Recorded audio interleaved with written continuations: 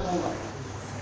ایک وہ بات جو ہم سب کے لیے فائدہ مند ہے، اور ایک وہ بات رکھوں گا جو آج عالمی اعتبار سے امت مسلمہ کہاں پہ کھڑی ہے.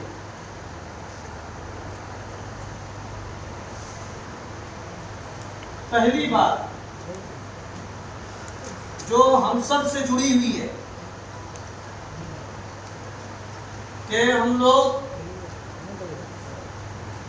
جہاں کہیں بھی امامت و خطابت کر رہے ہیں تو خصوصی طور پر میں آپ سے یہ کہنے جا رہا ہوں کہ خطابت کا جو معاملہ ہے، خطابت یہ پر اثر چیز ہے. یہ ماضی میں بھی پر اثر رہی ہے اور اب بھی ہے، اور قیامت کی صبح تک خطابت و بیان یہ پر اثر رہے گی. یہ چیزیں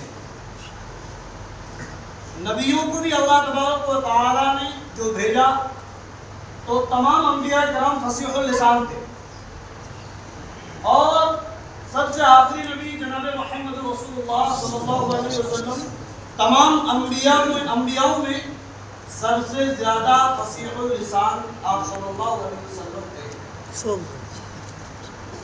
پھر اللہ تبارک و تعالیٰ نے آپ صلی اللہ علیہ وسلم کو جوامع الکلم بھی عطا فرمایا کہ بات مختصر سی ہوتی تھی، کلمے مختصر ہوا کرتے تھے، لیکن معانی اس کے اندر بہت زیادہ ہوا کرتے تھے. تو میرے پیارے بھائیوں، ہم سب اپنی اپنی جگہوں پہ امامت کر رہے ہیں. تو امامت کے موقع سے جب بھی ہم سب کو خطابت کا موقع ملتا ہے، خطابت کا، تو خاص طور سے ہم میں سے ہمارے وہ بھائی جو عالم کورس کیے ہوئے، آپ کو خطابت کرنے کا طریقہ آپ کا کیسا ہونا چاہیے؟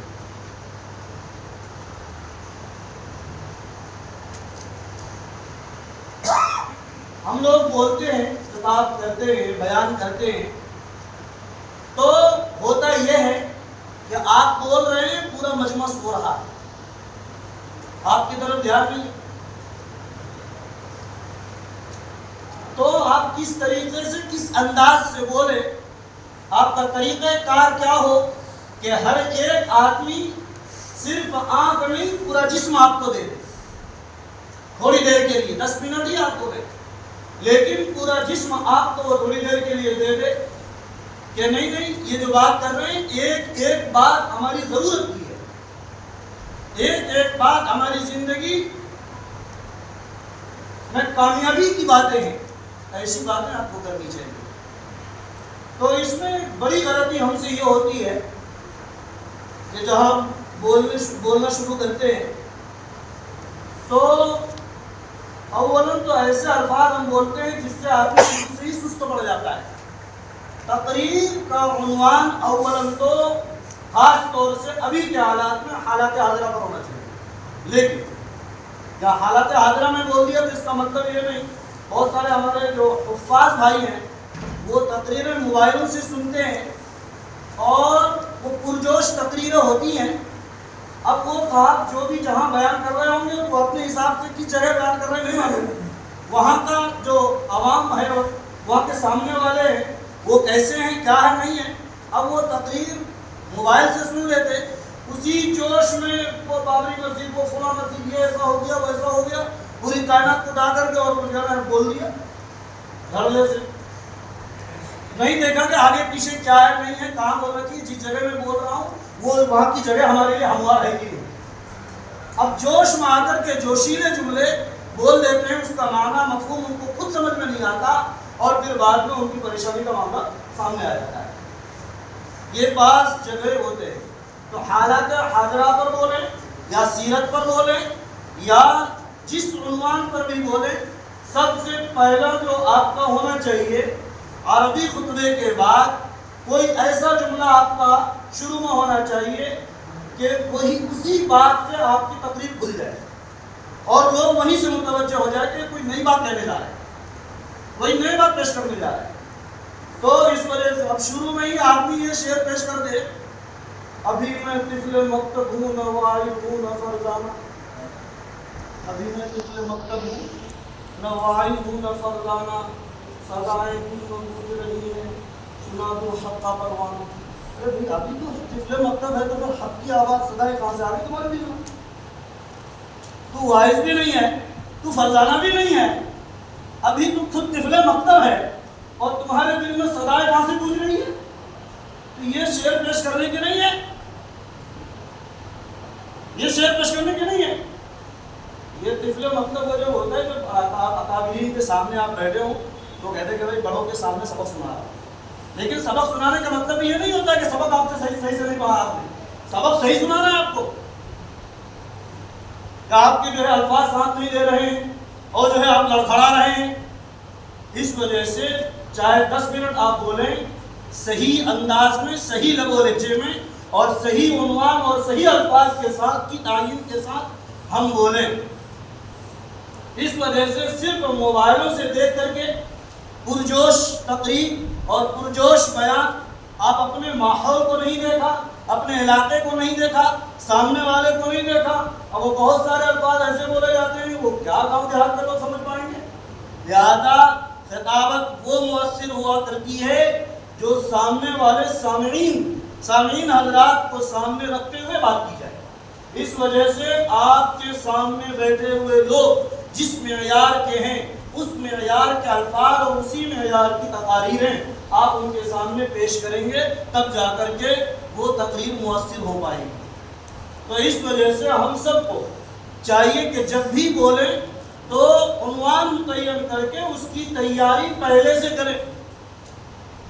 ہم کیا کرتے ہیں کہ آدھا گھنٹہ 1 گھنٹہ پہلے تھوڑا سا دیکھ لیا، ادھر ادھر کے الفاظ دیکھ لیے یا موبائل سے سن لیا، اس کے بعد جمعے میں بولنے کے تو کئی الفاظ ہاتھ نہیں دے رہے ہیں اور کہیں پیچھے ہٹ رہے ہیں. تو ایسے ہمارے پاس مکمل ٹائم رہتا، روزانہ اگر آدھا گھنٹہ ہم نکال لیں، علماء ہی نہیں اگر حفاظ کرام بھی جو آسان کتابیں ہیں ان کتابوں کو نکال کر کے روزانہ ایک تقریر آپ نے جمعے سے جمعے تک کی جو ہے متعین کر لی کہ اگلے جمعے کو مجھے یہ تقریر کرنی ہے، اس تقریر کا مطالعہ آپ روزانہ آدھا گھنٹہ کریں، بار بار اس کے الفاظ کو دہرائیں، جو الفاظ سمجھ میں نہیں آ رہے ہوں اپنے ساتھیوں میں سے کسی کو پوچھ لیں کہ یہ لفظ ہے کیا.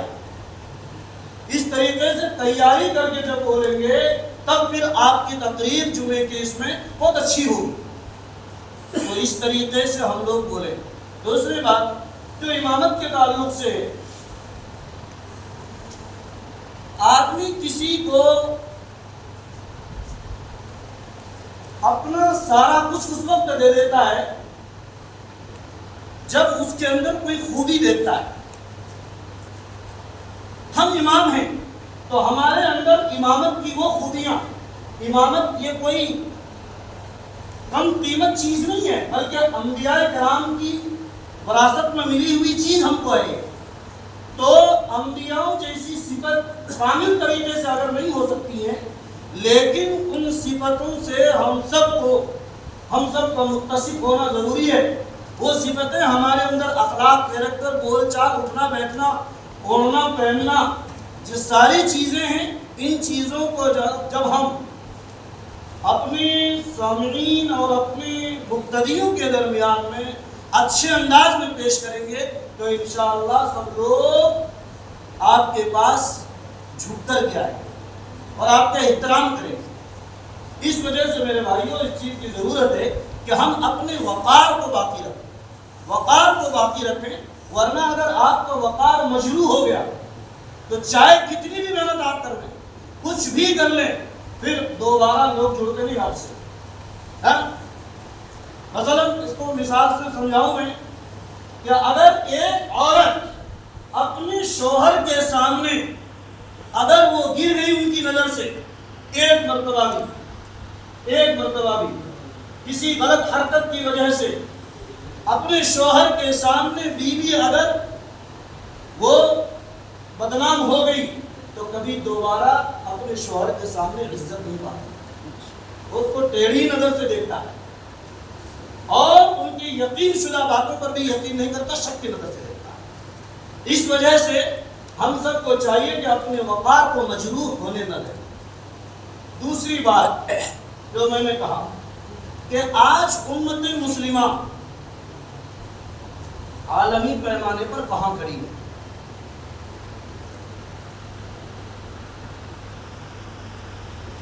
میرے دوستو، بہت غور اور فکر کرنے کے بعد یہ بات سمجھ میں آتی ہے کہ آج امت مسلمہ یک طرفہ نہیں، دو طرفہ نہیں، سہ طرفہ نہیں، بلکہ چوطرفہ ہر اعتبار سے، مالی اعتبار سے، معیشت، تجارت، ایمان، عمل، عزت، آبرو اور جان، ہر چیز کے اعتبار سے امت مسلمہ بہت پیچھے کھڑی ہے، اور ہر اعتبار سے ان کو ٹیڑھی نظر اور بالکل گری ہوئی نظر سے امت مسلمہ کو آج اقوام عالم دیکھ رہے ہیں۔ ہر اعتبار سے آج امت مجروح ہو گئی، آج ہماری عزت نیلام ہو گئی، ہمارا ایمان کمزور ہو گیا، اور بعض لوگ، اب تعداد تو بڑھتی جا رہی ہے، ارتداد کی ہوا نہیں گئی ہے، بلکہ ارتداد کی آندھی چل رہی ہے، اور خاص طور سے ہماری بہو بیٹیوں کو اس کا پیغام دیا جا رہا ہے، اور ہم آئے دن دیکھ رہے ہیں۔ تو ان حالات کے سامنے، جبکہ ہر اعتبار سے ہمارے اوپر حملے ہو رہے ہیں، ان حالات میں ہم کو کیا کرنا چاہیے؟ ہر اعتبار سے گر گئے ہیں، تو کیا جب حالات ہمارے اوپر آ گئے ہیں تو ان حالات کی وجہ سے ہم بزدل ہو جائیں؟ کیا اس کا حل نکلے گا؟ ہم مایوس ہو جائیں؟ ہم اپنے آپ کو چھوٹا سمجھ لیں یا ان کے حوالے کر دیں؟ ٹھیک ہے بھائی، تم مجھے مرتد کر لو، ٹھیک ہے تم ہمارے ایمان کا سودا کر لو، ہماری عزت کا سودا کر لو، یہ سب کہہ کر کے ہم بیٹھ جائیں، یا اس کا کوئی حل پیش کریں؟ تو میرے دوستو، جبکہ چوطرفہ حملے ہمارے اوپر ہو رہے ہیں، تو ان حالات میں ہم کو کسی بھی صورت اور کسی بھی قیمت پر پیچھے نہیں ہٹنا۔ کیوں؟ حالات یہ نئے نہیں ہیں۔ کیوں؟ حالات یہ نئے نہیں ہیں، ارتداد کی ہوا یہ نئی نہیں ہے۔ آپ صلی اللہ علیہ وسلم جب معراج پر گئے، وہاں سے واپسی ہوئی، تو آپ صلی اللہ علیہ وسلم نے فرمایا کہ اتنے کم وقت میں نے یہاں پوری ساتوں آسمان اور جنت دوزخ، اللہ سے ملاقات، ساری چیزوں کا سیر کر کے پھر میں یہاں آیا۔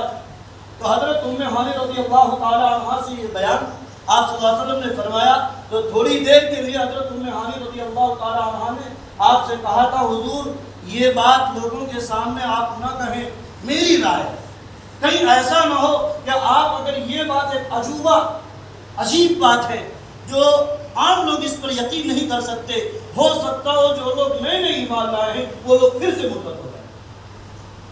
تو یہاں تک کہ لکھا ہے کہ بعض لوگ جب آپ نے یہ پیغام سنایا تو بعض لوگ اس وقت بھی مرتد ہو گئے، اور اس وقت بھی جبکہ آپ صلی اللہ علیہ وسلم اس دنیا سے تشریف لے گئے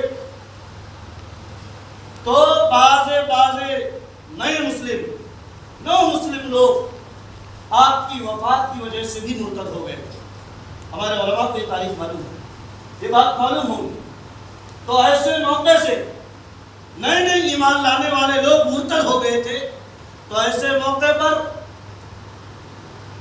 بڑے بڑے صحابہ کرام بیٹھ نہیں گئے، اور سب سے پہلے صدیق اکبر رضی اللہ تعالیٰ عنہ انہوں نے کمان سنبھالی، اور کیا فرمایا؟ قرآن کریم کی آیت آپ رضی اللہ تعالیٰ عنہ نے پڑھی، وَمَا مُحَمَّدٌ إِلَّا رَسُولٌ قَدْ خَلَتْ مِن قَبْلِهِ الرُّسُلُ۔ لوگوں کیا سمجھ رہے ہو؟ آپ نے جملہ فرمایا تھا، جو لوگ محمد صلی اللہ علیہ وسلم کو خدا مان رہے تھے ان کے خدا کا انتقال ہو گیا، اور اگر محمد صلی اللہ علیہ وسلم کو کوئی نبی مان رہے تھے تو ان کے نبی دنیا سے چلے گئے، تو جس طریقے سے وہ گئے ان سے پہلے اور بھی نبی آئے تھے، وہ لوگ بھی آ کر کے چلے گئے۔ اس پر کوئی بڑی بات نہیں ہے، لہذا پوری امت کو اس وقت حضرت ابو بکر صدیق رضی اللہ تعالیٰ عنہ نے تھاما تھا اور سنبھالا تھا، اور انقلاب کی ہوا کی وجہ سے پیچھے نہیں ہٹ گئے تھے۔ جو لوگ مرتد ہو گئے تھے بعد میں حضرت ابو بکر صدیق رضی اللہ تعالیٰ عنہ نے اچھے پیمانے پر اور اچھے انداز میں حضرت عمر رضی اللہ تعالیٰ عنہ دیگر صحابہ کو سب کو سمجھایا، اور اس کے بعد ایک پوری ٹیم تیار کی، اور تیار کرنے کے بعد پھر وہ لوگ کیا جو لوگ مرتد ہوئے تھے وہی نہیں بلکہ ان کے علاوہ اور بھی لوگ ایمان میں داخل ہوئے۔ لہذا یہ ارتداد کی ہوا اگر چل رہی ہے یا آندھی چل رہی ہے، کچھ بھی ہو رہا ہے، ان حالات میں بھی ہم سب کو کسی بھی صورت میں پیچھے نہیں ہٹنا ہے۔ ان کے لیے ہم سب کو تیار رہنا ہے، اور تیار رہنے کے لیے کیا کرنا پڑے گا؟ اس کے لیے تین چیزیں ہیں۔